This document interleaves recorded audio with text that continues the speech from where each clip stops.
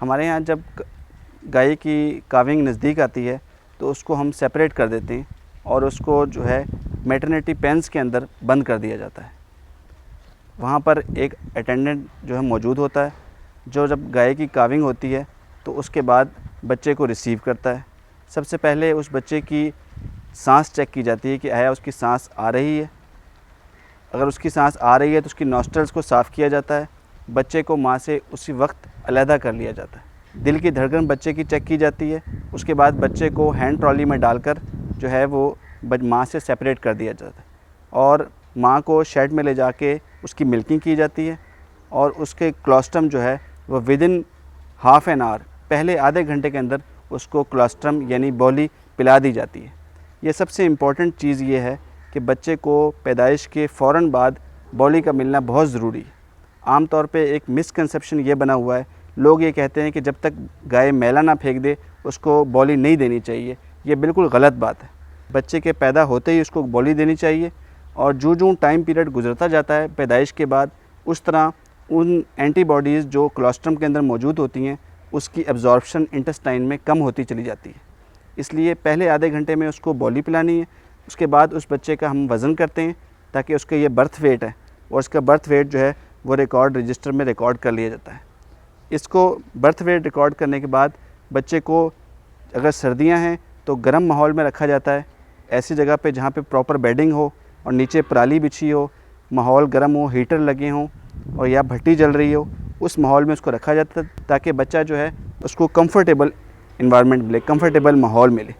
इस माहौल में आने के बाद उस बच्चे का फिर जो है हम ये करते हैं कि उसकी नेवल जो है वो उसको नेवल को जो है टिंचर आयोडीन के अंदर डिप किया जाता है, उसको काट दिया जाता है और फिर जो है इस बच्चे का बर्थ वेट हो चुका है, इसकी नेवल एंटीसेप्टिक में जो है वो एंटीसेप्टिक कर दी गई है और इसका जो है क्लोस्ट्रम इसको पिला दिया गया है। उसके बाद इसको अच्छी बेडिंग और अच्छी एनवायरनमेंट के अंदर रखा जाता है।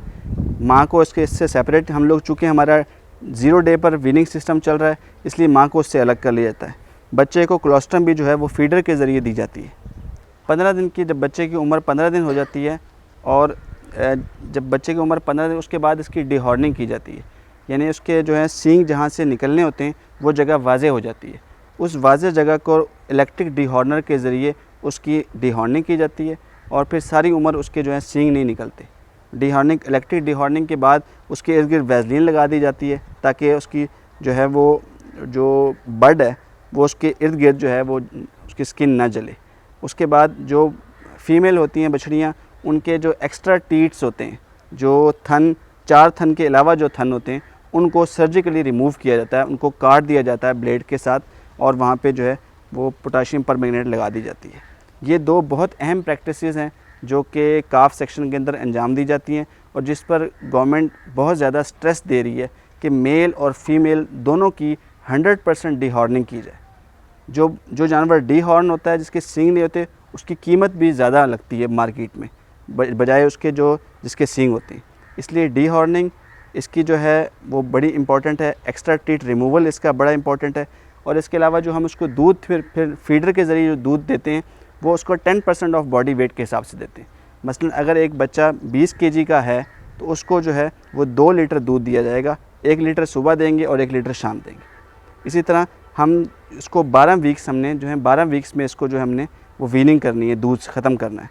पहले 6 हफ़्ते हम उसका दूध बढ़ाते हैं, पहले 6 हफ़्ते दूध बढ़ता है, 7वें वीक पे वो कांस्टेंट हो जाता है और 7वें से लेकर 12वें वीक तक वो उसको डिक्रीज़ किया जाता है और इस तरह उसकी जो है वो हम करते हैं, इसकी वीनिंग कर देते हैं। इसके साथ साथ काफ स्टार्टर इसको दिया जाता है। पहले 6 हफ़्ते बच्चा दूध ज़्यादा पीता है, काफ स्टार्टर कम खाता है। आहिस्ता आहिस्ता काफ स्टार्टर की मिकदार बढ़ती जाती है, दूध की मिकदार कम होती जाती है और इस तरह जो है ये हम वीनिंग 12वें वीक पर वो बच्चा 300 से 400 ग्राम तक काफ स्टार्टर इंटेक कर रहा होता है। 12वें वीक पे दूध ख़त्म कर दिया जाता है।